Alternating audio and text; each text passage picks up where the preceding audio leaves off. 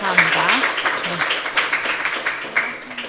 바쁘신 가운데도 오늘 태제대학교까지 참석해주신 현장의 참석자분들께도 감사의 말씀을 전하며 현재 지금 온라인으로 함께하고 계신 유튜브 참석자 여러분께도 환영의 말씀을 전합니다.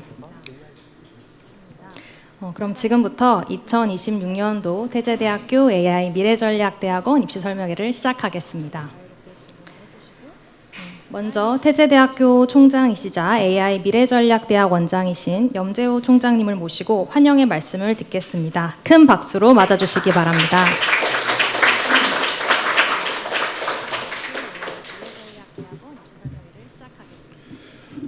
예, 반갑습니다. 태제대학교 총장 염재호입니다. 그리고 대학원장을 같이 겸임을 이제 하게 됐습니다. 태제대학교의 출범은 이제 3년 전에 시작을 했고요. 21세기는 전혀 다른 세상으로 바뀌고 있기 때문에 대학 교육을 이제 완전히 바꿔야 되겠다 이런 생각으로 이제 태제대학교가 시작이 됐고요.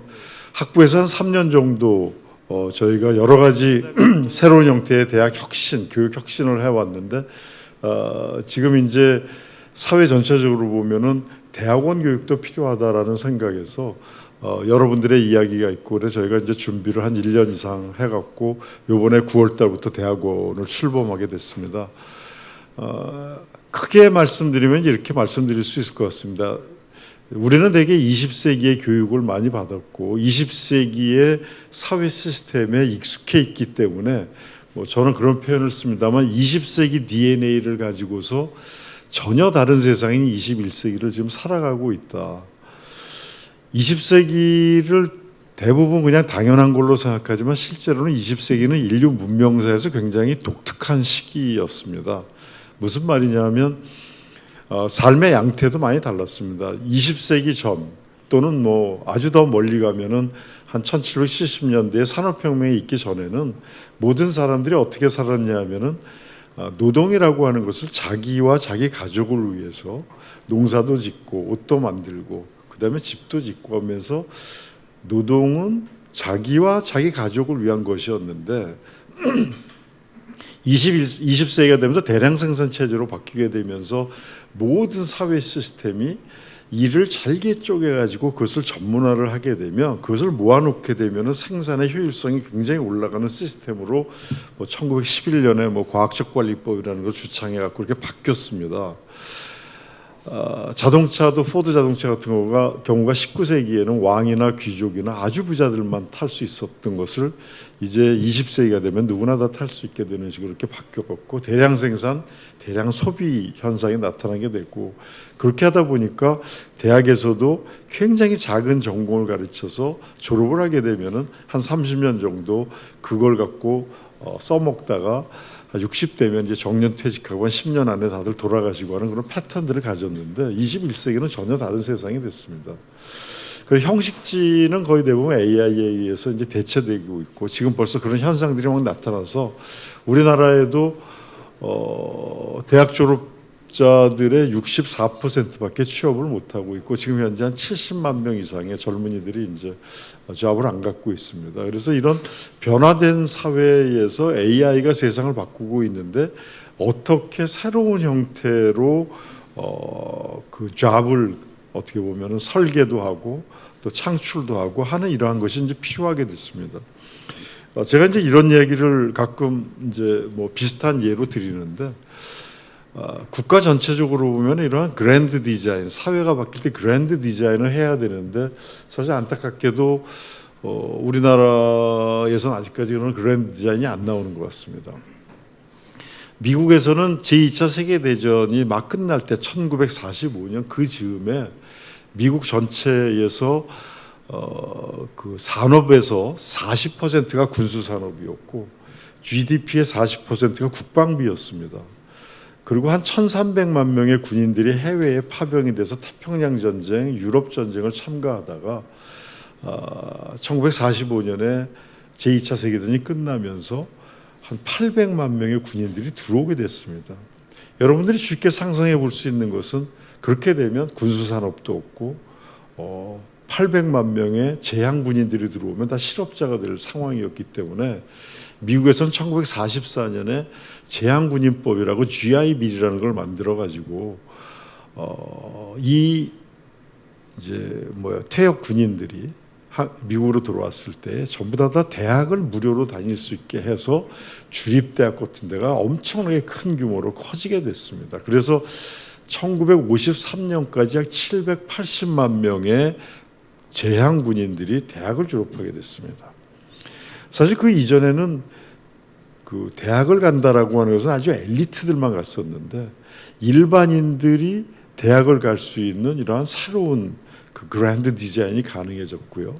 그래서 그분들이 이제 다 대학에 가서 작은 전공들을 배우고 회사에 취업을 하고 그러면서 60년대가 되면서 젊은 분들이기 때문에 도시 근교에 결혼을 해서 집을 이제 사게 되거나 짓게 되면은 무이자로 지원해주는 그런 것까지 있게 되면서 그러면서 엄청나게 많은 중산층이 커지게 됐습니다. 미국에서. 그래서 60년대가 미국이 가장 화려했던 시기라고 얘기하는 것은 중산층이 급격하게 늘어나서 그 사람들이 소비도 진작시키고 그다음에 새로운 생산 활동에 참여하게 됐던 거거든요. 사실 지금이 바로 그런 시기가 된 것이 아닌가 생각합니다. AI로 미국에서도 많은 IT 기업들도 계속해서 지금 이제 레이오프 퇴직을 시키고 있고 마이크로소프트 같은 데 1년에 한 15,000명씩 퇴직을 시키고 있고 우리나라도 점점 AI가 대체하고 있기 때문에 사무직 심지어 전문직도 잡을 얻지 못하고 있는 그런 상황인데 이건 계속해서 악화될 가능성이 높습니다. 그럼 이제 뭘 해야 되냐 하면 대학에서 전공을 했던 그 전공을 지금 그대로 가서 써먹을 수가 없는 여러 가지의 상황이 벌어졌기 때문에 AI 네이티브, AI 원어민, 그러니까 보통 우리가 제2외국어라든가 영어를 하게 되면은 세컨드 랭귀지나 이렇게 해서 그걸 활용하는 건데 활용하는 게 아니라 AI 자체를 가지고서 생각도 원어민들은 그 언어로 생각을 하고 그 언어를 활용하고 하는 것처럼 AI를 내재화해서 사회에서 여러 가지 문제도 해결하고 설계도 하고 디자인도 하고 여러 가지 일들을 할 수 있는 사람들을 키우는 것이 굉장히 중요하다. 그게 앞으로 20년, 30년 동안 AI로 변하는 사회 속에서 인재를 키우는 가장 중요한 방법이다라고 생각을 합니다.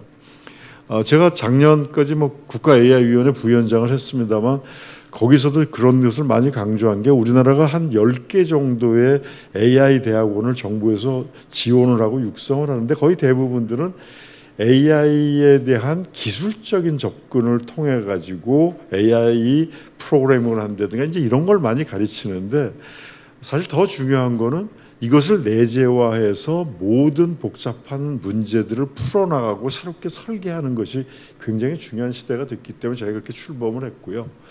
하다가 저희가 또 하나 덧붙여진 게 그 미래 가버넌스 전략 전공인데 사회가 다 바뀌면서 사회 시스템, 정치 시스템 이런 것들이 이제 앞으로 굉장히 빠른 속도로 바뀌게 됩니다.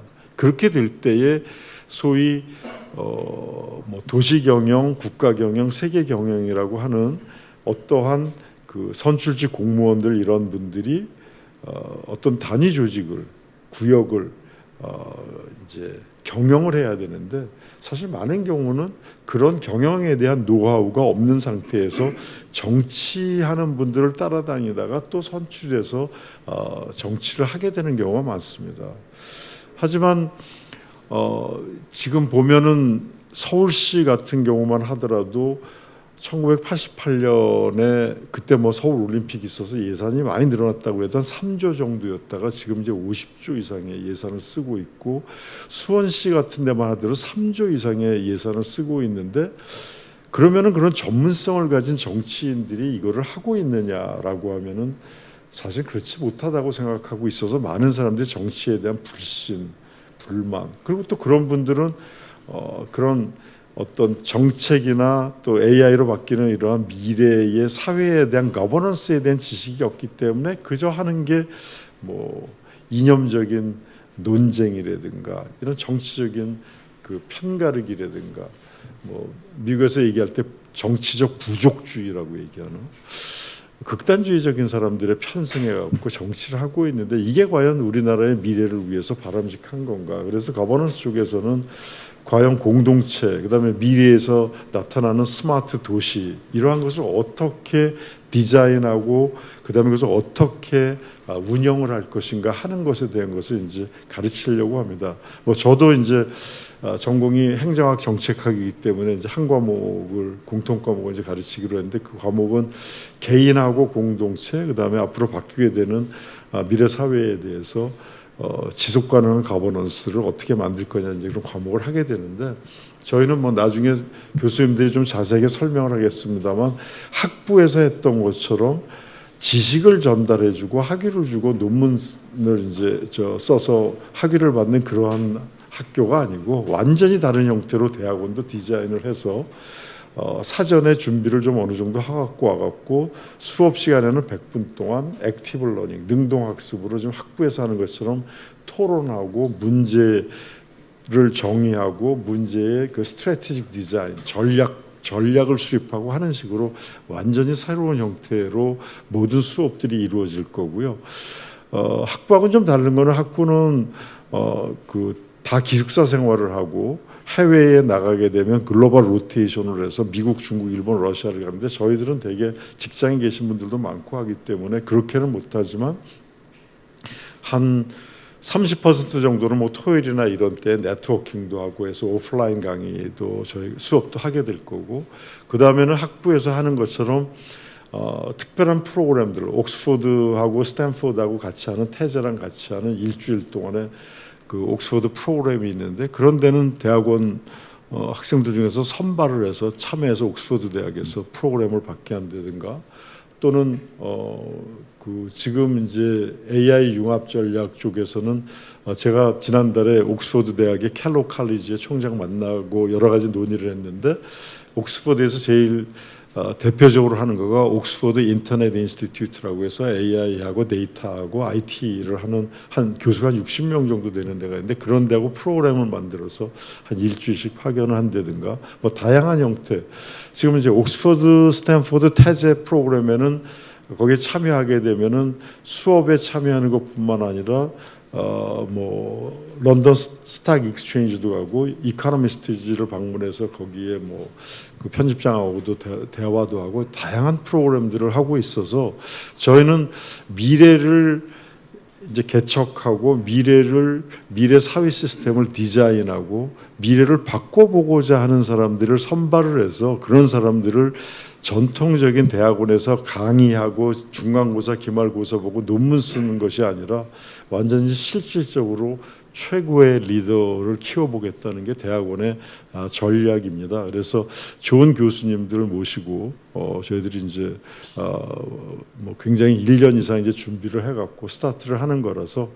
관심 있는 여러분들이 오늘 뭐 입학 설명회도 많이 오셨는데 참여를 해주시면. 그 학부에서 저희가 한 3년 만에 이제 엄청난 결과들을 나타나게 됐는데 학부 학생들을 통해서 근데 대학원도 다른 대학하고는 전혀 다른 차원에서 특히 이제 뭐 그 미래 거버넌스 전략 같은 경우에는 뭐 예를 들면은 이제 일본에서도 그런 문제 의식이 있어서 뭐 마츠시다 정경 의숙 같은 걸 시작을 했지만 그거는 정규 프로그램이 아니고 이제 일부 이렇게 간헐적인 이런 프로그램으로 운영이 되는데 거기서 그 출신들이 그 일본의 중요한 의원들 중에서 굉장히 많이 나오고 지금 다카이치 총리도 이제 마시다 정경의숙 출신인데 저는 그런 거 이상으로 아마 여러 가지 경험이라든가 트레이닝이라든가 이런 것들을 아마 받게 되실 거라고 생각합니다. 특히 나중에 설명하겠지만은 AI 융합 전략에서는 파이낸스 쪽하고 그다음에 문화예술 쪽으로도 굉장히 뛰어난 교수님들이 이제 여러분들을 리드를 해갖고 이제 실질적인 AI를 네이티브가 돼서 문제를 해결하는 그런 분들을 키워내지 않을까 생각합니다. 다시 한번 여러분들 오신 것을 환영하고요. 이제 조금 더 구체적인 이야기를 전공 교수님들이 좀 해주시고 그리고 또 입학 설명 듣고 나서 여러분들 중에서 태재하고 함께하실 분들은 이제 9월부터 큰 장정을 떠날 수 있기를 바라겠습니다. 고맙습니다. 감사합니다, 총장님. 저희 따뜻한 환영 말씀과 함께 대학원이 갖고 있는 교육 철학과 비전을 함께 나누셨습니다. 그럼 먼저 AI 융합 전략 전공 소개를 해드리겠습니다. 세 분의 전공 교수님께서 직접 소개해드릴 예정이고 정상용 교수님께서 먼저 소개 부탁드리겠습니다. 박수 부탁드립니다. 네, 안녕하세요. 정삼영입니다. 제가 일단 우리 융합 전략 전공 과정을 조금 간단히 설명을 드리고 이 전공 안에 세 가지 트랙으로 구성을 해놨습니다. AI 융합 전공 안에 첫 번째가 기본 AI 전공 해서 AIX 전공이라고 해가지고 AI의 기초 과목들, 펀더멘탈 과목들을 주로 이제 여러분들이 배우게 되는 과정이고요. 융합에 대한 전체적인 과정이고, 그다음이 이제 세부 전공으로 비즈니스 트랙에서 특히 이제 파이낸스하고 AI가 어떻게 융합이 되나 하는 전공이 있고, 그다음에 이제 마지막으로 문화예술하고 AI의 그 융합 전공이 있습니다. 앞에 전공 개요 이렇게 저희가 적어놨는데요. 저희 전공은 자기 분야의 문제를 정의하고 이를 해결할 AI 도입 전략을 설계한다 해놨습니다. 그다음에 현장의 전환을 실행하는 융합형 XAI라고 해놨는데, X는 참고로 여러분들이 지금 각각 가지고 계신 아니면 종사하고 계신 소위 얘기하는 도메인이라고 하죠. 나의 전공, 나만의 과거의 전공, 현재의 전공을 X라고 표현을 하고 거기에 AI를 어떻게 갖다 붙이느냐. AI가 먼저인가 X가 먼저인가. AI 기술을 먼저 배우고 나서 그 기술에 근거한 나만의 도메인을 거기에 얹히느냐. 나중에 배워가지고 아니면은 그게 아니라 여러분들이 지금 처해 있는 발딛고 있는 그곳에서 그 현장의 문제점들을 공부하고 개발하고 판단해가지고 어떠한 AI가 우리한테 필요한가 안 한가. 만약에 AI가 필요하다 그러면은 어디서 어떤 AI를 우리가 선택적으로 취합해야 되고 그거를 융합해야 되고 비용은 어느 정도가 들고 결과는 어떤 결과가 도출이 될 것이고 그 결과에 대한 분석은 어떻게 하고 사후 검증은 어떻게 하고 다시 그러면은 그 다음에 판단은 어떻게 내려야 되는지를 추구하는 게 저희 과정의 핵심, XAI의 핵심입니다. 여러분들이 만약에 지금 여기 앉아 계신 이유가 AI 기술을 배우겠다, 내 코딩을 배우겠다, AI 등등의 AI 기술에 꽂혀 있다고 그러면 잘못 와 계신 겁니다. 지금 번지수 잘못 찾아오신 거예요. 그럼 카이스트 가시거나 고대 가셔야 돼요. 항공모함에 타셔가지고 거기서 깊이 있는 AI 공학을 배우시겠다 하는 거는 저희의 추구하는 바가 아닙니다. 저희는 오케스트라가 있으면요, 바이올린을 어떻게 연주하는지, 첼로를 어떻게 연주하는지를 가리키는 게 아니라 지휘자 혹은 감독, 관리, 기획자 등등을 저희는 여러분들한테 전수하고 양성하고자 하는, 여러분들이 처해 있는 그 회사 아니면은 조직에서 AI가 필요한지 안 필요한지, 모든 회사 모든 조직이 지금 당장 몇 억 몇십억씩 들여가지고 AI를 도입할 필요는 없다고 지금 보고 있습니다. 어느 조직에서 어떤 AI가 필요한지, 어떻게 이거를 코어디네이트라고 하죠. Facilitate, coordinate 할 수 있는지. 그래서 X 안에는 여러 가지가 있을 수 있습니다. 뭐 리테일이 있을 수 있고, 교육이 있을 수 있고, 문화예술이, 바이오가, 메디컬이, 법률이 있을 수도 있고. 여러분 지금 이재명 정부가 국가 차원에서 최근에 기사를 보면은 국민성장 펀드라고 350조짜리를 지금 시작을 했어요. 350조 지원을 국내에 하겠다고 10개 섹터를 지정해 놓고 10조, 20조씩 나눠주고 지원을 하겠다고 하는데 그 안에 들어가 있는 게 하나하나의 도메인입니다. 근데 그 도메인 어떻게 융합을 시키는지, 앞으로 이러이러한 국책 사업도 나올 테고 지자체 사업도 나올 테고 여러분들이 속해 있는 기업과 조직에서도 여러 가지 프로젝트가 나올 텐데 가장 필요로 하는 그 큰 그림을 이해하고 기획하고 판단하고 검증할 수 있는 그런 노하우를 저희는 여러분들한테 전수하고자 합니다. 그래서 지금 저희 AI 융합 전략대학원의 지금 커리큘럼은 4학기로 되어 있습니다. 이게 한 칸씩 해가지고 첫 번째, 두 번째, 세 번째, 네 번째 학기로 되어 있고 1, 2, 3층으로 해가지고 제일 위에 있는 노란색이 AI 전공, AI X 전공, 그 다음에 두 번째가 Finance AI 전공, 세 번째 마지막 밑에 있는 게 문화예술 전공으로 되어 있는데 각각 학기마다 자기 전공에서 두 과목씩, 한 과목은 4학점으로 되어 있고요. 8학점씩 여러분들이 이수를 하게 되어 있습니다. 세 학기를 8학점씩 이수하면 24학점이 되고요. 마지막 학기는 논문 혹은 캡스톤이라고 해가지고 논문을 뭐 여러분들이 선택적으로 논문을 쓰든지 캡스톤 다른 인더스트리 프로젝트를 하든지 여러분들이 선택해가지고 나머지 6학점을 채워서 졸업 이수 학점은 30학점으로 여러분들이 이수를 하게끔 되어 있습니다. 구체적으로 파이낸스 AI 트랙에 뭐 여러 가지 저희가 이제 과목명을 이렇게 정해놨고 지금 커리큘럼을 마지막 단계에서 최종 마무리를 하고 있는 과정이고 만약에 여러분들이 저기 등록을 하신다 그러면 여러분들의 의견도 들어가지고 이러이러한 거는 배우고 싶다 더 어떻게 접목이 되는지 저희가 최종 결정을 내리려고 하고 있습니다. 끝으로 정해진 건 뭐 저희의 전임 교수는 아니지만 이분들은 저희가 AI 파이낸스 아카데미라고 해가지고 지난 학기에 바로 이 장소에서 운영했던 과정에 참여했던 교수님들이 다시 만약에 정식으로 우리 대학원 과정이 오픈이 된다 하면은 참여하시겠다고 의사표현을 하신 패컬티 풀이라고 할 수 있는 분들입니다. 윤성희 박사 지금 샌프란시스코에 있는데 AI 융합을 담당하고 계신 분이고 특강 강사 등등의 역할을 수행하기로 약속을 하신 분이고요.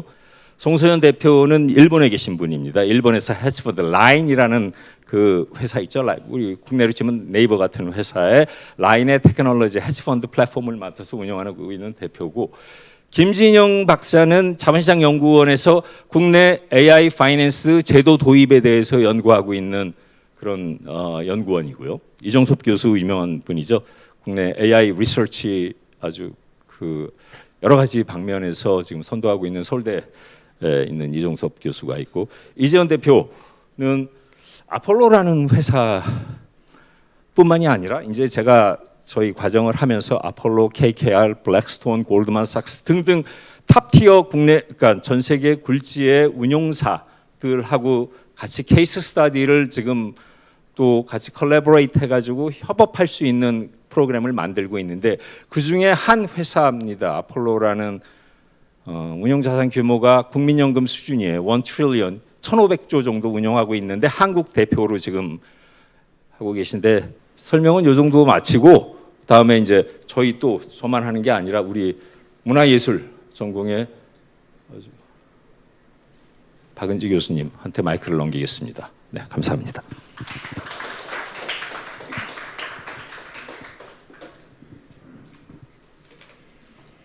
네, 안녕하십니까. 반갑습니다. 외부 행사에서 뵀었던 낯익은 얼굴들 여기 좀 보이시는데요. 태제에 대해서 만나 뵙게 되니까 굉장히 더 감회가 새로운 것 같습니다. 저는 AI 미래전략대학원의 컬처 플러스 AI 트랙을 맡고 있는 박은지이고요. 또 AI 아티스트, 인공으로도 활동하고 있는 그런 작가이기도 합니다. 외교부나 뭐 과기부나 또 문체부와 AI 관련인 여러 가지 행사들을 기획하고 또 실현하는 예술 총감독 또 총괄 아트 디렉터 직들을 계속 맡아왔고요. 또 한국문화경제학회 한국 AI 서비스 학회에서 인공지능 한류 포럼이라든가 기타 등등에도 한류와 AI를 접목하는 다양한 연구들을 또 해오고 있습니다. 약간의 사실 총장님 앞에서 이 장표 좀 보여드리기 좀 그런데 제가 이제 언론에 나왔던 것들 몇 개 좀 뽑아봤는데요. 사실은 전 세계가 AI 한류를 굉장히 주목하고 있습니다. 왜 한국인들이 이 AI 시대를 맞이해서 이토록 발군의 실력을 과시하고 또 그것이 새로운 주류의 어떤 그런 그 의미를 갖게 됐는가 이런 것들이 굉장히 사실은 세계적으로 아주 큰 이제 그 각광을 받고 있는 아젠다고요. 하기 때문에 과연 K 인공지능 아티스트들은 이 시대에 어떤 의미를 지니는가 이런 것들이 굉장히 중요한 이슈로 떠올랐고요. 저는 또한 그 피지컬 AI를 가지고 사람과 함께 공연을 한다거나 어떤 예술 창작 활동을 하는 이제 그런 프로세스를 실험하기도 하고 작품으로 발표를 하기도 합니다. 그래서 AI뿐만 아니라 피지컬 AI, 로봇, 다양한 그 퓨처 아트에 대한 부분들을 실현하고 연구하는 이제 그런 활동을 지속해 오고 있습니다. 백문이 불여일견인데 한번 보실까요?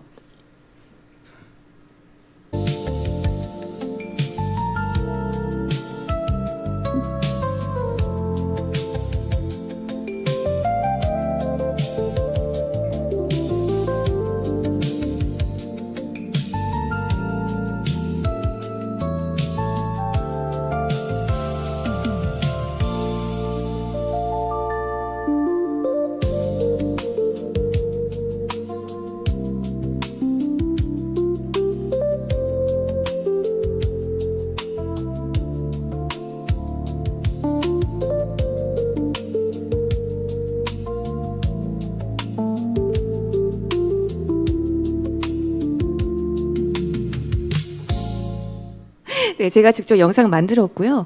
사실은 작년까지만 하더라도 어떤 일관성의 문제라든가 뭐 손가락이 6개 나온다든가 이런 부분들이 좀 문제가 됐었는데 이제는 정말로 실물 인간과 구별이 좀 어려울 정도로 AI 기술들이 많이 발전을 했습니다. 자, 그러면 컬처 플러스 AI 트랙의 차별성을 좀 간단히 말씀을 드릴 건데요. 먼저 트랙의 핵심 키워드는 말씀드린 대로 AI 한류와 퓨처 아트의 융합입니다. 그래서 문화예술 콘텐츠 엔터테인먼트와 플러스 AI계에서의 이 넥스트 앤서를 제시한다라는 것이 저희 트랙의 가장 큰 특징이라고 볼 수가 있겠습니다. 현재 있는 것들을 따라가는 것이 아니라요, 미래의 가치를 창출하는 것이 중요합니다. 그래서 어떻게 보면 저희 트랙을 졸업하신 분들은 현재에는 존재하지 않는 직업을 갖겠다라는 분들이 아마 많으실 거라고 생각이 들어요. 두 번째는 트랙의 핵심 아젠다입니다. 그래서 창작과 경영과 정책을 아우르는 원스톱 커리어 패스와 선순환 진로 생태계입니다. 자, 말 그대로 한류와 AI가 만났을 때 그 가치와 가능성이 무궁무진해질 텐데요. 저희 트랙은 사실 창작만을 위한 트랙은 아닙니다. 이 창작한 컨텐츠를 어떻게 경영하고 또 그것이 여러 가지 생태계가 확장이 되려면 정책적으로 어떤 것을 뒷받침해야 되는가, 예술 정책의 미래는 어떻게 나아가야 하는가, 이 모든 것들을 저희가 한 트랙에서 다루게 될 텐데요. 이 안에는 보시다시피 한류 콘텐츠의 기획 개발, 또 비즈니스 모델의 구축, 팬덤 관리, 뭐 IP, 저작권, 제도, 법률, 뭐 글로컬라이제이션, 공정 이용 등등 해서 AI와 컬처가 만났을 때에 촉발될 수 있는 굉장히 다양한 아젠다들을 저희가 원스톱으로 배울 수 있다. 이것이 장점이라는 것입니다.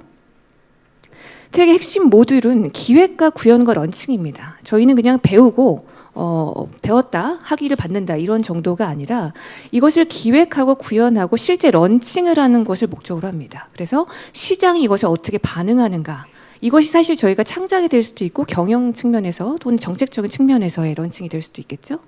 그래서 태제의 어떤 글로벌 DNA가 글로벌 스터디, 그리고 시빅 프로젝트, 여기에 저는 한 가지를 더해서 갈라 쇼케이스라고 해서 여러분들의 작품을 다양한 루트로 퍼블리싱하는 그런 방식들을 함께 공유를 드리고자 합니다. 그래서 보시면 태제 미래교육 포럼과 연계된 심포지움, 또 GSE와 연계된 해외 교류 현지 탐방 프로젝트, 또 시빅 프로젝트와 연계된 현장 중심의 프로젝트, 또 최신의 AI 활용을 역량을 강화할 수 있는 프로젝트 해서 굉장히 다양한 면면들로부터 여러분들이 실제 서비스를 기획하고 구현하고 런칭할 수 있는 기회들을 모색해 드리려고 합니다. 그래서 보시면 제가 사진을 넣어놨는데 레피 가나돌이라는 아주 유명한 AI 아티스트죠. LA의 데이터랜드라든가 또 두바이에 있는 더 뮤지엄 오브 더 퓨처라든가 해서 또 스피어도 많이 가보셨을 텐데요. 이제 이런 글로벌 스팟들이 AI를 어떻게 활용해서 새로운 퓨처 아트를 만들어내고 있는지, 또 여기에 우리가 AI 한류는 어떻게 접목할 수 있는지 실질적인 전략들을 배우게 될 예정입니다.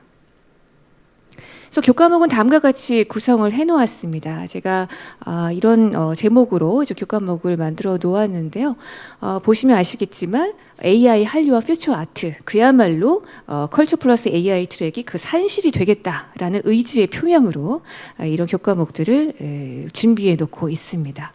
특히나 문화예술 경영의 창직, 이 3학기에 배우게 되는 이제 이런 과목에서는 그야말로 이전에는 존재하지 않았던 새로운 직업을 여러분들이 실제 설계하고 디자인하게 되실 예정입니다. 저희 프로페셔널 라인업과 네트워크가요, 예, 제가 정말 자랑하고 싶습니다. 네, SM 출신, 또 BTS를 브랜딩하신 분, 네, 또 국제 영화제 21관왕 수상하신 영화 감독님, 또 A2O 엔터테인먼트의 AI 고문, 그리고 지금 런던에 계신 또 미디어 아티스트, 이렇게 전 세계적으로 지명도를 가지신, 그리고 실제 글로벌 프로젝트를 수행함에 있어서 말만이 아니라 여러 가지 네트워크를 제공해 드릴 수 있는 이런 화려한 프로페셔널 라인업이 준비가 되어 있습니다. 특히 탑티어 전문가 풀이 실전 멘토링을 굉장히 긴밀하게 붙어준다는 게 저희 트랙의 가장 큰 장점일 수가 있겠는데요. 단순히 그냥 가르쳐주고 후퇴하는 그런 형식이 아니라 여러분들이 만들어내는 창작물 혹은 뭐 경영에 대한 전략 또는 정책에 대한 아젠다 이런 것들을 실제 필드에서는 어떻게 이루어지는가에 대한 밀착 멘토링이 이루어진다는 거 아주 중요한 포인트입니다. 그래서 저희는 이런 현직에 계신 정말 탑티어 전문가들과 함께 새롭게 창직, 잡 크리에이션을 하고요. 또 함께 연대를 하고 연대로만 끝나는 것이 아니라 그 관련된 풀이 확장될 수 있도록 우리가 상생하는 데까지 나아간다라는 것이 저희 컬처 트랙의 목표이자 또 지향점입니다. 제가 아래 해시태그에서 여러 가지 새롭게 등장할 수 있는 그런 직업의 명칭들을 좀 써놓았죠. 굉장히 좀 익숙하지 않다라는 부분 계실 수 있습니다. 여기 있는 직업 말고도 여러분들이 새로운 AI 시대의 직업을 만드는 그런 주인공이 되리라 믿습니다. 컬처 트랙 기대 많이 해주시고요. 또 올해 준비한 만큼 정말 훌륭하신 분들 많이 모셨으니까 기대하셔도 좋겠습니다. 감사합니다.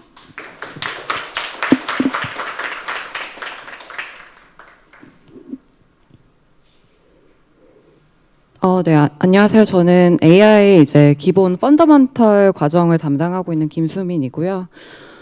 태제대학교 오기 전에는 이제 융합 쪽을 제가 계속 해왔어가지고 이제 삼성전자에서 UX 디자이너로 근무를 했습니다. 그래서 제 이제 학부 전공은 심리학이었고 저는 이제 AI 기술을 하는 사람은 아니고요. 사용자 관점에서 어떻게 하면 우리가 좀 더 사용자 친화적인 서비스를 만들 수 있을까를 고민하고 있는 그런 연구자입니다. 네. 그래서 앞서서 이제 두 교수님들께서 두 가지 트랙에 대해서 되게 잘 설명을 해주셨는데 좀 고민이 되시는 부분들이 있으실 것 같아요. 일단 첫 번째로는 나는 AI를 전혀 모르는데 AI 관련된 거를 와서 좀 그래도 공부를 할 수 있을까? 이런 고민이 드시는 분이 계실 것 같고 두 번째로는 나는 컬처도 아니고 파이낸스도 아닌데 내가 와도 되나? 이런 고민을 좀 하실 수가 있을 것 같아요. 그래서 제가 생각하기에 이제 AI 펀더멘탈이 왜 만들어졌냐면 저희가 AI 기술을 아는 거는 이제 중요하지가 않습니다. 그럼에도 불구하고 내가 있는 도메인에 AI를 잘 적용하기 위해서는 기본적으로 알아야 하는 그런 요소들이 있습니다. 그래서 그런 요소들을 이제 충족시키기 위해서 이제 존재하는 과정이 AI 펀더멘털이다라고 이해를 해주시면 되고요. 그래서 도메인 상관없이 저희가 AI를 내 분야에 접목하기 위해서 필요한 다양한 스킬들, 역량들을 배울 수 있는 그런 트랙이라고 이해를 해주시면 되겠습니다. 그래서 간단하게 이제 시장의 좀 배경을 설명을 드리면 일단 인재상이 변화하고 있습니다. 마이크로소프트하고 링크드인에서 이제 조사한 연구 결과에 따르면 AI 스킬이 없는 사람은 채용하지 않겠다가 66%, 그리고 AI 스킬이 없는 고경력자보다 AI 스킬이 있는 저경력자를 선호한다가 71%입니다. 그래서 AI의 역량을 갖추는 건 이제는 정말 필수 요건이 되었고요. 어떻게 보면 이제 기존의 경력보다 AI 역량이 더 중요한 시대가 왔다고 저는 개인적으로 생각을 합니다. 근데 이거를 이제 한번 좀 더 나아가서 생각을 해보면 내가 있는 기존의 전문성에 AI 역량까지 갖춘다면은 그건 정말 엄청난 경쟁력이 되는 거라고 이제 생각을 하고요. 사실 여기 계신 다수의 분들이 이미 내 도메인에서의 전문성을 갖추고 계신 분들이라고 생각이 듭니다. 그래서 그런 기존에 있는 도메인에 AI 역량까지 합쳐서 좀 더 어드밴스드된 그런 커리어를 디벨롭해 나가실 수 있을 거라고 기대를 합니다. 그러면 이제 과연 AI 역량은 무엇인가에 대해서 좀 궁금증이 드실 수 있을 것 같아요. 근데 맥킨지가 이제 공개한 평가 기준이 저희가 앞으로의 시대에 어떤 역량을 갖춰야 되는지에 대한 힌트가 좀 된다고 생각을 하거든요. AI 시대에 이제 중요한 거는 뭐 코딩 당연히 아니죠. AI가 저희보다 훨씬 코딩 웬만한 개발자보다 코딩 잘하기 때문에 그렇다면 이제 프롬프트 엔지니어링이 한 1년 전에 유행이었잖아요. 그럼 프롬프트 엔지니어링을 배워야 될까? 이런 고민이 좀 드실 것 같습니다. 저는 절대 아니라고 말씀을 드리고 싶고요. 어떤 부분은 AI한테 맡기고 어떤 부분은 내가 맡아야 하는지에 대한 판단력, 그리고 다양한 정보, 문제를 어떻게 구조화하는지에 대한 이제 구조화 능력, 그리고 AI랑 계속 협업을 하면서 질문을 개선해 나갈 수 있는 그런 개선 능력, 마지막으로는 내 의도를 명확하게 전달하기 위해서 이 명확한 커뮤니케이션 능력이 굉장히 중요합니다. 저희는 이런 AI 종합적으로 얘기하면은 결국은 AI의 에이전트를 잘 만들고 그 에이전트들이 나를 위해서 잘 일할 수 있는 에코시스템을 만드는 게 굉장히 중요하거든요. 그래서 합하면은 이제 AI 오케스트레이션 역량을 저희가 갖춰야 된다. 그리고 AI 펀더멘탈 과정은 그런 AI 오케스트레이션 역량을 배우는 그런 과정이다라고 이해를 해주시면 될 것 같습니다. 그래서 이런 백그라운드를 바탕으로 저희는 도메인 상관없이 이제 공통된 누구나 필수적으로 알아야 되는 그런 AI 역량을 배우는 과정이라고 이해를 해주시면 되고요. 그리고 두 번째 또 특징으로는 일방향적인 그런 교육이 아닙니다. 일반적으로 저희가 교수자가 있고 이제 학습자가 있는데 그런 과정이 아니고요. 매 수업마다 실질적인 결과물을 낼 수 있는 프로젝트 중심의 그런 과정으로 구성이 되어 있습니다. 네, 그래서 이제 1년쯤 지나면 그럼 내 손에 무엇이 남아 있을까를 좀 궁금해 하실 것 같아요. 그래서 제가 생각하기에 AI와 관련된 기본 그런 과정들을 듣고 나면은 크게 3가지 정도의 결과물이 나올 수 있을 것 같습니다. 그래서 이 중에서 최소 한 가지는 여러분들이 가져가실 수 있고요. 그리고 욕심을 내신다면 저는 3가지 모두 가져가는 것도 가능하다고 생각을 합니다. 일단 첫 번째로는 여러분들만의 이제 AI 에이전트 팀을 만드실 수 있게 되고요. 요즘에 일하는 방식이 완전히 변화하고 있습니다. 더 이상 인간을 내 밑에 두지 않고 인간보다 더 뛰어난 다양한 AI 에이전트를 내가 구조화를 하고 그들에게 역할을 분배를 하고 그들을 잘 조율하는 능력이 더 중요해지고 있습니다. 그래서 이런 AI 네이티브한 방식으로 내 조직을 설계하고 또 내가 일하는 방식을 얻어가실 수 있을 거라고 생각을 하고요. 그리고 두 번째로는 여러분들이 이제 만들고자 하는 서비스, 그리고 내 도메인의 문제에서 이제 풀고자 하는 그런 서비스를 만드실 수 있습니다. 실제로 이제 저희 1학기 과목에 AI 서비스 디자인이라는 과목이 준비가 되어 있는데요. 1학기 수업을 듣고 나시면 곧바로 이제 AI 네이티브한 코딩 방식을 통해서 내가 원하는 서비스를 이제 출시까지 하실 수 있게 그렇게 구조가 되어 있습니다. 그리고 마지막으로 내가 갖고 있는 거를 분명히 이제 특허나 뭐 논문으로 좀 자산화하고 싶은 분들이 계실 것 같은데요. 해당 분야에 있어서도 적극적으로 서포트 해드리도록 하겠습니다. 네. 그래서 저희 이제 펀더멘탈 교과목은 이제 컬처나 좀 파이낸스 트랙과는 다르게 이제 도메인과 상관없이 들을 수 있도록 구성이 되어 있습니다. 일단 1학기에는 기본적인 AI 융합 전략에 대한 내용을 다루고요. 그리고 이제 아무래도 바로 만들어 봐야지 이게 내 결과물이 생기니까 좀 만족도가 높아지잖아요. 그래서 그런 AI 서비스 디자인도 첫 학기에 바로 결과물을 낼 수 있도록 이제 1학기에 배치가 되어 있습니다. 그리고 이게 만드는 게 너무 쉬워졌기 때문에 사실 여기에 좀 내 데이터를 붙인다든지 내 도메인에 그런 특수한 맥락을 붙이는 게 굉장히 중요합니다. 그래서 그런 과정들은 2학기 때 좀 더 어드밴스드된 그런 커리큘럼으로 이제 구성이 돼 있다고 봐주시면 되고요. 그리고 3학기 때는 그렇다면 조직 차원에서 AI를 어떻게 접목할 것인가, AI를 어떻게 X에 통합해야 되고, 또 저희가 AI를 하기 위해서는 뭐 인프라라든지 조직 구조라든지 필수적으로 알아야 되는 그런 요소들이 있습니다. 그래서 그런 요소들을 좀 체크리스트의 형식으로 정말 실용적인 방식으로 학습하실 수 있도록 이제 AX 인프라라는 과목도 준비가 되어 있다고 이해해 주시면 될 것 같습니다. 네, 그래서 제가 좀 마지막을 맡게 됐는데 X 플러스 AI가 저희 전공이 이제 추구하는 방향이고요. 여러분의 전문성이 이미 계시기 때문에 AI를 붙이고 싶으신 분들은 이제 오셔서 저희랑 함께 해주시면 될 것 같습니다. 네, 감사합니다. 네, 감사합니다, 교수님. AI 융합 전략 전공의 방향성과 자세한 커리큘럼까지 잘 들어보았습니다. 네, 이어서 미래 거버넌스 전략 전공을 김영대 교수님께서 소개해 주겠습니다. 큰 박수 부탁드립니다.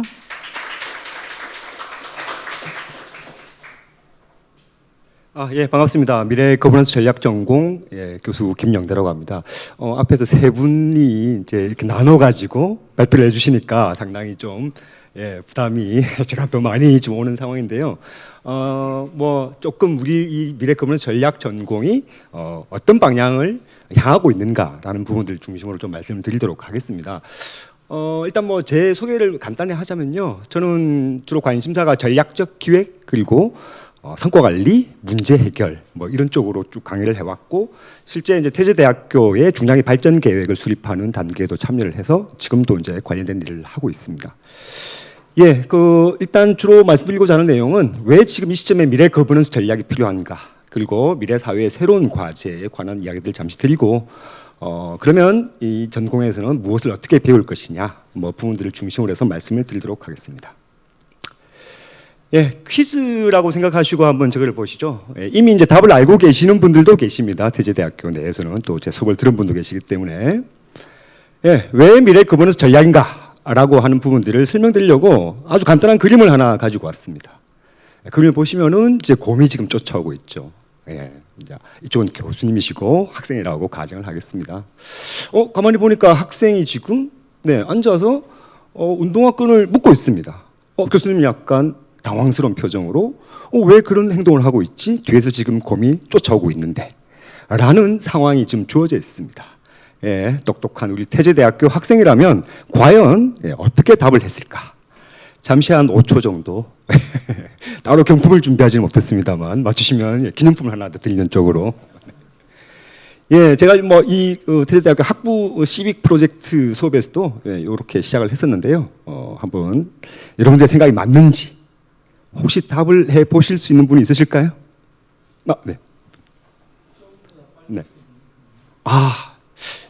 바로 합격을 하실 수 있는 지금 말씀하신 것처럼 똑같은 상황인데도 지금 이 문제를 어떻게 보느냐에 따라 가지고 전략이 달라질 수 있고 그 결과가 달라질 수 있다라고 하는 예로서 말씀드렸습니다. 그러니까 교수님 같은 경우에는 일단 곰보다 빨라야 하는 것이 지금의 문제 상황이다라고 했기 때문에 곰보다 빨리 뛰어야 되는데 지금 운동화 끈을 묶고 있다? 이해가 되지 않는 상황이죠. 하지만 윤리적으로는 바람직하지 않은 것 같은데 전략적으로 뛰어난 우리 태제대학교 학생은 일단 내가 곰보다 빠를 수는 없다라고 이제 문제를 정의한 거고 그럼 이제 생존이 구체적인 목표라고 한다면 교수님보다 빨리 뛰면 되겠다.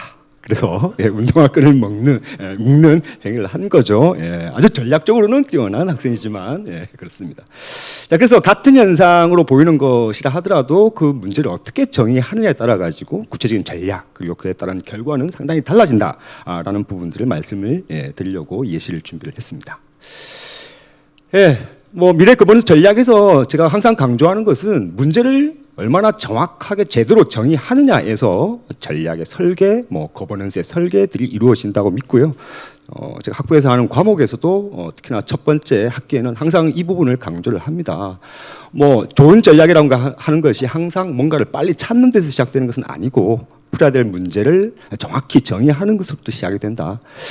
자, 그런데 앞서 봤던 이런 단순한 상황에서도 이렇게 어떤 전략을 선택해서 그에 따라 결과가 달라지는 이런 현상들을 봤는데요. 앞으로 우리가 다뤄야 될 문제는 훨씬 더 복합적인 문제입니다. 어떤 특정한 전공의 영역, 지식만 가지고는 풀기 어려운 문제들이 계속해서 생겨나고 있죠. 이런 복합적인 문제를 이제 리더로서 풀어나가려고 하면 이런 훈련들이 필요하다. 이게 미래 거버넌스 전략 전공을 개설하게 된 기본적인 문제의식이다라는 말씀을 드리겠습니다. 그래서 현상인식에서부터 이제 결과까지 나아가는 이런 이제 단계들에 대한 이제 훈련들이 이루어질 수 있도록 저희들이 교과목을 준비를 했습니다. 지금 보시면 21세기에는 완전히 다른 문제가 등장했다고 해서 대충 한 5가지 정도로 했는데요. 지금 아마 보시면 산업구조 변화부터 위험사회, 네트워크사회, 인구구조 변화 뭐 등등은 새롭게 보이실까요? 지금 매우 우리에게 익숙한 문제잖아요. 그죠? 이게 제가 한 10년 전에 학부에서 전략적 기획을 할 때 그때 새로운 사회 문제라고 해서 했던 문제입니다. 근데 지금은 여기도 빠져 있는 뭐 AI 문제를 포함해 가지고 훨씬 더 또 새로운 사회 문제들이 많이 생겨나고 있잖아요. 이런 부분들을 아까 총장님께서 말씀하신 것처럼 20세기식 어떤 지식하고 전략으로 접근해서는 문제를 해결하기가 어렵다, 이렇게 보고 있습니다. 예, 뭐 우리 국민들 최근에 가슴 아프게 했던 대표적인 사례, 어려운 사례보다 다 알고 있는 사례를 가지고 말씀드리겠습니다. 예, 현실은 이미 낡은 전략이나 거버넌스의 한계들을 보여주고 있습니다. 국가대표 축구의 부진, 아시는 것처럼 일본은 이미 이제 전략적으로 많은 부분들을 오랫동안 준비해 와서 결과들을 이제 만들어내고 있는데, 뭐 아시는 것처럼 여러 가지 이유가 있긴 하겠습니다만 좋은 선수를 가지고 있으면서도 리더십의 문제, 혹은 어떤 거버넌스 구조의 문제, 이런 것들이 오늘 이런 조금 불행한 결과를 만들어낸 것이다라고 우리가 분석을 해볼 수 있겠습니다. 지방선거 투표용지 부족 약간 황당하죠. 지금 아마 조사들이 이루어지는 과정을 저도 잠깐 보고 있는데 가장 기억에 남는 것은 카톡방을 통해서 관리를 하더라, 뭐 이런 걸 봤거든요. 매우 창의적인 관리 방식일까? 하지만 그 하나밖에 없더라고요. 그러니까 쉽게 말하면 뭔가 리던던트한 장치도 별로 없던 것 같고, 카카오톡에서 답을 하지 않으면 누구도 의사결정이 이루어지지 않는, 이게 과연 21세기 우리 참정권의 아주 중요한 문제를 다루는 거버넌스나 어떤 설계의 구조로 맞는가?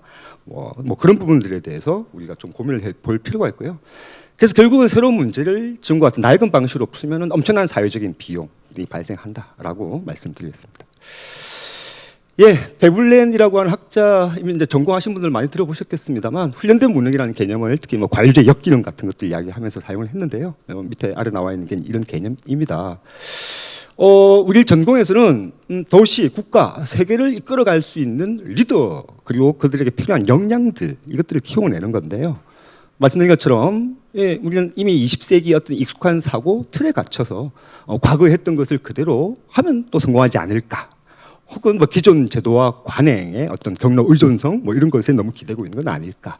그리고 되게 복합적인 문제를 어떤 영역으로 나누어서 분절적으로 이해를 하고, 복잡한 환경임에도 불구하고 예측 가능한 환경을 전제로 문제 접근하고 있는 게 아닐까. 이걸 총체적으로 말씀을 드리면 결국 가운데 나와 있는 이런 매우 복잡한 문제들을 풀지 못하고, 뭐 저도 그럴 수 있습니다만 훈련된 무능의 상태에 빠져 있는 게 아닐까. 이것으로부터 이제 빠져나가기 위해서는 상당히 용기도 필요하고요, 가지고 있었던 것을 버리는 훈련들도 필요할 것 같습니다. 뭐 저를 포함해서 이제 말씀드린 것처럼 저희 전공에서는 뭐 교수자가 일방적으로 가르치는 과목들이 아닙니다. 그래서 학생들과 주고받으면서 저 스스로 또 학생들도 그런 역량들을 좀 키워나가는 것이 저희들의 중요한 방향이다, 이렇게 말씀드리겠습니다. 그래서 결국 강조하고 싶은 것은 미래 거버넌스 전략 전공을 하셔야 한다. 뭐 이렇게 개념적인 게 나왔습니다만, 미래 사회의 변화를 이해하고 구체적으로 정책과 제도로 거버넌스를 설계하고, 또 여러 가지 복잡한 이해관계를 조정을 하고, 또 협력 체계를 만들어내고 실제로 실행을 할 수 있는 이제 리더로서의 자질을 이제 원하시는 분들, 갖추고자 하시는 분들, 오른쪽에 나와 있는 분들, 뭐 이게 꼭 아니라 하더라도 나는 이런 문제 자체에 그냥 관심이 있다 만으로도 충분히 여기에 학습을 하시는데 어려움이 없을 것 같습니다. 4대 전공 역량을 설정을 했습니다. 미래사회 전환 분석부터 시작해서 앞서 말씀드린 것처럼 지속가능 공공 전략 실천이라고 해서요. AI 융합 전공도 마찬가지고, 저희 미래 거버넌스 전략 전공도 역량에 상당히 강조를 두고 있기 때문에 각각 4대 역량을 아주 구체적으로 정의를 했고요. 결국은 이런 교과목의 과정들이 처음에 비해서 역량 달성에 얼마나 잘 기여하는지를 구체적으로 평가해서 또 새롭게 뭐 제도를 설계하고 과목을 설계하는 쪽으로 그렇게 진행을 할 예정입니다. 4학기 로드맵은 기본 구조는 AI 융합 전공하고 거의 같습니다. 기본적으로 교과목은 4학점 체계를 갖추고 있고요. 마지막에 논문 세미나나 캡스톤, 그러니까 두 영역 중에 선택을 하는 구조는 동일하고 6학점 그리고 앞에 24학점을 해서 30학점으로 진행이 되게 되겠습니다. 그 과목을 잠깐만 대표적인 걸 설명을 드리면요. 우리 염재호 총장님께서 이제 직접 강의를 하시게 될 과목이 첫 번째 과목이 되겠습니다. 전공 필수는 저희들은 한 과목입니다. 필수 외에 이제 선택들은 여러분들이 하실 수 있도록 지금 대충 한 11개 정도의 과목들이 여기에 소개가 되어 있는데 실제로는 한 18개 과목들이 준비가 되어 있습니다. 그래서 처음에 이제 이것들을 가지고 좀 조정을 해 나갈 생각이고요. 보시는 것처럼 AI 시대의 개인 공동체 지속 가능 거버넌스라고 하는 아주 핵심적인 내용을 중심으로 해서 가장 기본적인 문제들을 다루고, 그다음에 저희들은 트랙으로 연결되어 있지는 않습니다. 트랙이 나눠져 있지는 않습니다. AI 전공과 달리. 그래서 주로 도시 경영, 그리고 국가 경영, 세계 경영이라고 하는 개념적인 큰 틀을 가지고 과목들을 배치했다라는 말씀을 드리겠습니다. 자세한 과목은 다른 자료를 좀 활용해 주시면 좋을 것 같고요. 수업은 기본적으로는 온라인 기반의 실시간 이제 상호작용을 통해서 이루어집니다. 전에께서 말씀하신 것처럼 필요에 따라서 이제 주말 등을 활용해서 이제 오프라인 수업도 병행을 할 수가 있고요. 태제대학교의 아주 독특한 시스템인 이제 인게이지 같은 그 토론식 그 온라인 시스템을 활용해서 이루어질 것이고요. 저희들은 그래서 강의라는 말을 잘 쓰지 않습니다. 강의는 일반적인 전달이라는 의미가 강하기 때문에 수업 이런 표현들을 많이 쓰는데요. 그래서 수업은 주로 토론이라든지 프로젝트라든지 개별적인 연구라든지 자기주도적 연구들 중심으로 이루어질 것 같고요. 특히나 현직에 계시는 분들은 본인들이 갖고 있는 필드에 근거를 두고 그런 문제들 같이 풀어나가는 이런 식으로 좀 진행을 할 예정이고요. 비교과 프로그램은 이제 앞에서도 많이 설명을 주셨는데요. 특히나 앞서 AI 융합 전공에서는 많은 네트워크들 말씀을 주셨잖아요.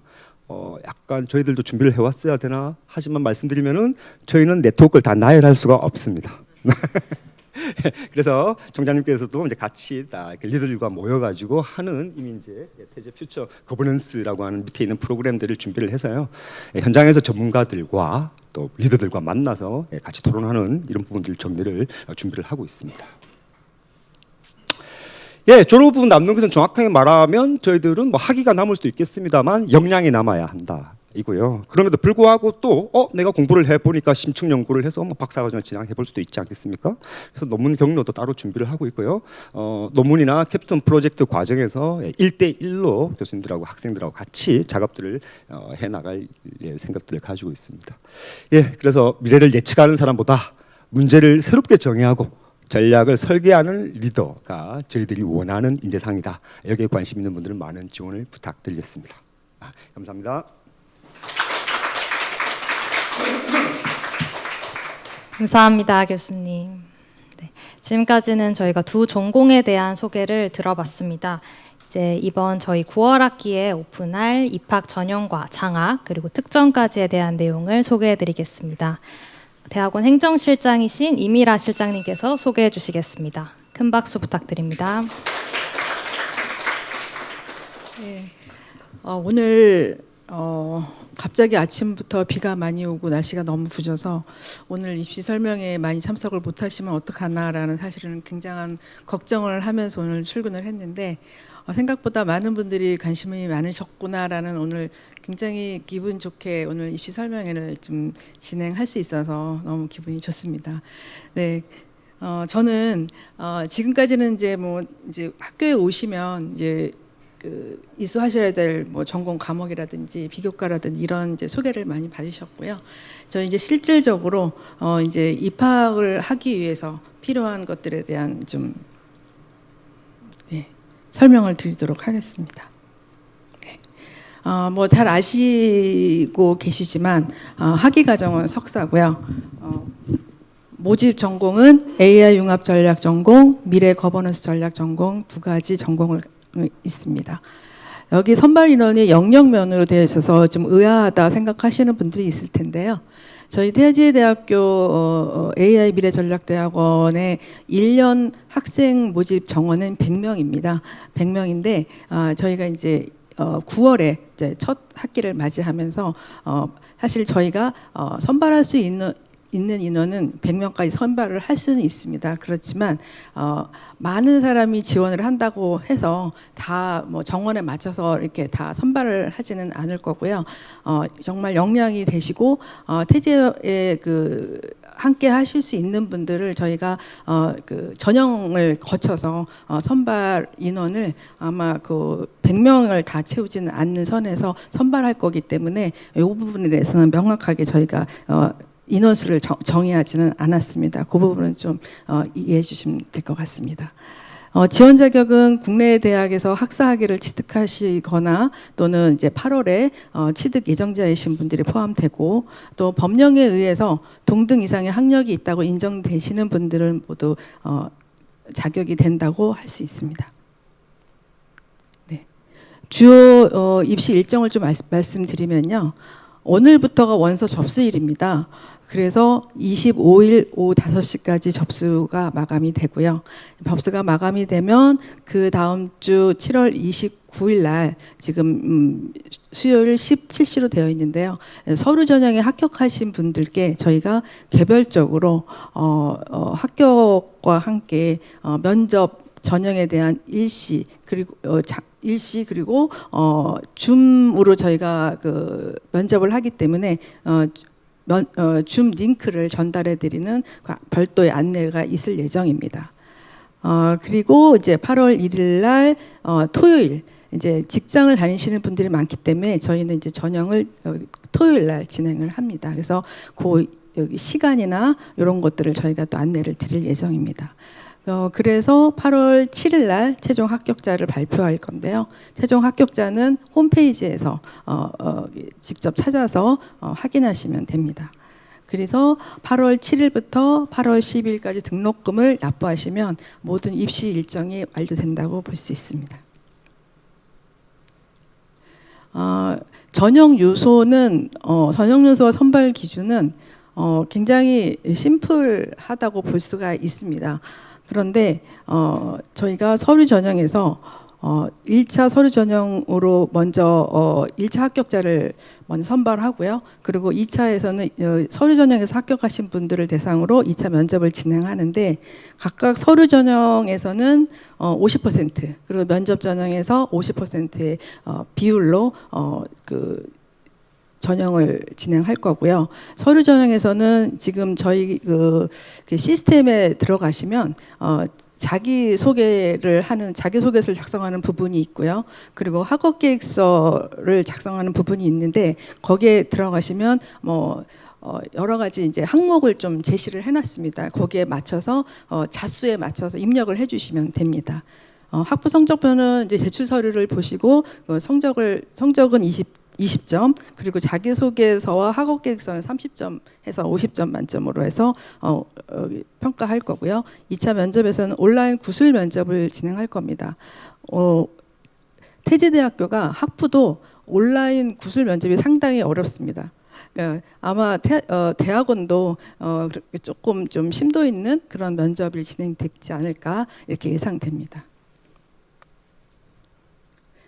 제출 서류는 뭐 졸업증명서, 예정자이신 분들은 졸업예정증명서, 그리고 성적증명서를 제출하시는데 3개월 이내에 발급된 원본을 제출해 주시면 됩니다. 그리고 자기소개서 및 학업계획서는 아까 말씀드렸듯이 원서 접수 그 온라인 시스템에 직접 입력하시면 되고요. 그리고 이제 장학 혜택이나 우대사항들을 적용하기 위해서 재직증명서 그리고 또는 수료증, 아까 여기 뒤에 말씀드리겠지만 저희 태제에서 그동안 진행했던 AI 아카데미에서 수료하신 분들은 거기에 대한 수료증을 같이 제출해 주시면 됩니다. 그래서 재직증명서는 1개월 이내의 것을 제출하셔야 돼요. 왜냐하면 현재 재직 중이라는 것을 저희가 확인할 수 있어야 되기 때문에 1개월 이내의 재직증명서를 제출해 주시면 되겠습니다. 해외 대학에서 혹시 학위 취득하신 분들이 지원하신다면 상세 내용을 모집 요강에서 확인해 주시면 될 것 같습니다. 네, 등록금 중요하고 네, 말씀드리겠습니다. 입학금은 80만 원이고 수업료 500만 원입니다. 납부수단은 개인별 가상계좌로 저희가 안내 드릴 거고 글로 입금하시면 됩니다. 그리고 원서 접수 전형료는 5만 원입니다. 저희 수업료가 저희가 원격 대학인 건 다 알고 계시죠. 사실은 일반적인 원격 대학하고는 조금 금액이 조금 높고 그냥 그 대면 강의하는 일반 대학에 비해서는 좀 낮습니다. 그런데 그게 이제 어떤 차이가 있냐면 일반적인 원격 대학들은 대부분 동영상을 찍어서 올려놓고 그거를 그냥 수업 공부를 하시고 거기에 대한 평가를 받으시고 이렇게 해서 학위를 취득을 하시는데, 저희는 각 수업마다 실시간으로 같은 장소에 있지만 않을 뿐 대면 강의를 하는 형태이기 때문에 거기에 따른 그러니까 약간 다른 원격 대학하고는 좀 차이가 있다, 이렇게 생각하시면 될 것 같습니다. 네, 그래서 또 좋은 장학 제도를 여러 개 또 소개해 드리도록 하겠습니다. 첫 번째로는 입학 성적 우수자에게 주는 전액 장학금입니다. 뭐 많은 수의 학생에게 지급하지는 못하겠지만 성적이 우수하신 분을 선정해서 전액 장학금을 지급을 하는데, 이분이 매 학기 8학점 이상 이수하고 평점 4.0 이상을 계속 유지하시면 최대 4학기 내내 받으실 수 있습니다. 그렇지만 이제 중간에 공부 안 하셔갖고 만약에 4.0 밑으로 내려가면 중지된다라는 거 그런 이제 장학금이고요. 그리고 현직 국가 공무원이나 지방 공무원분들을 위해서 수업료 20% 감면 장학금을 만들었고요. 그리고 군위탁이나 산업체 위탁 대상자들을 위해서 위탁 장학금도 만들었습니다.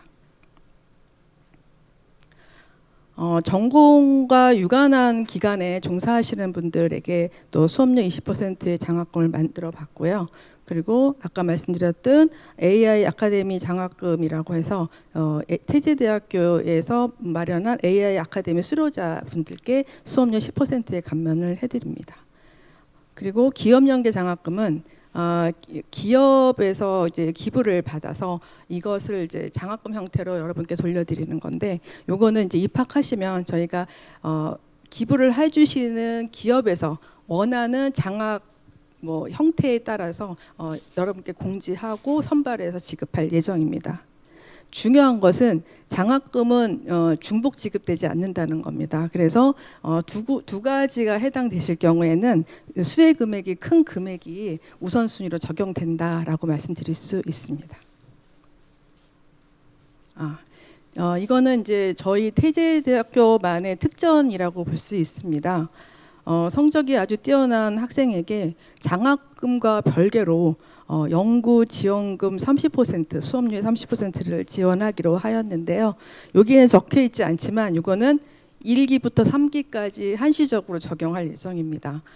그래서 지금 여러분들은 만약에 입학하셔서 공부를 열심히 하셔서 받게 되신다면 굉장히 행운을 잡으시는 거다 할 수 있습니다. 네. 아까 아까 김영대 교수님도 그렇고 총장님께서 잠깐 말씀하셨는데 OST 펠로우십 장학의 특전이 있는데요. 옥스퍼드와 스탠포드와 태지대학교의 펠로우십으로 해서 같이 교류하고 하는 프로그램인데, 거기에 이제 항공료는 본인이 부담하면 나머지 참가비 전액을 학교에서 지원해주는 이런 좋은 특전이 있습니다. 마지막에 옥스퍼드 인터넷 인스티튜트도 마찬가지로 이 연계 프로그램에 참관할 수 있는 참관비를 지원을 해드릴 예정입니다.